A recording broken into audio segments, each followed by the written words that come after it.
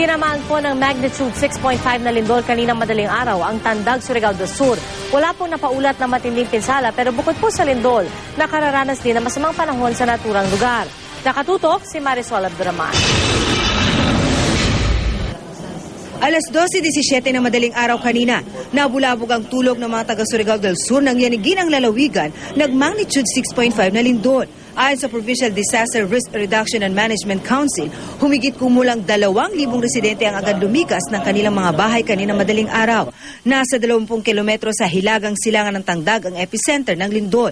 Naramdaman din ito sa ilang lugar, kabilang ng Surigao City, Bislig at Butuan City. Ayon sa PHIVOLCS, malakas ang magnitude 6.5.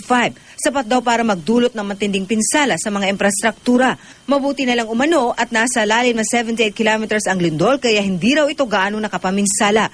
Tectonic, ibig sabihin na galing ito sa mga ano natin, either trends or faults, ganon. Not related to volcano activities. Matapos ang lindol, nagkaroon pa ng mga aftershock. Pero nang humupa na ang mga ito, umuwi na rin ang mga lumikas na residente. Pero hindi lang ito ang kalbaryo ngayong araw sa lugar. Maliban kasi sa lindol, nararanasan din ang malakas na ulan at hangin sa Surigao City. Nangyari ito ilang oras matapos ang lindol. Dahil sa malalaking alon at malakas na hangin, muntik nang banggay ng malaking barge ito ang Surigao Boulevard. 2 bangka naman ang lumubog. Bayot sa kusog sa hangin. Hangin. Watro sila pero kay Di mo makakawaras.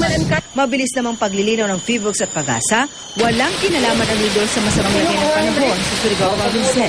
Actually, wala namang kinalaman yung weather sa earthquakes, Kasi maraming lugar na tag-ulan or kuminsan nga may bagyo, pero nagkakaroon pa rin ng mga paglindol. Walang connection talaga yung pagkakaroon ng lindol tsaka yung pagkakaroon ng weather system doon sa areas na yun. No?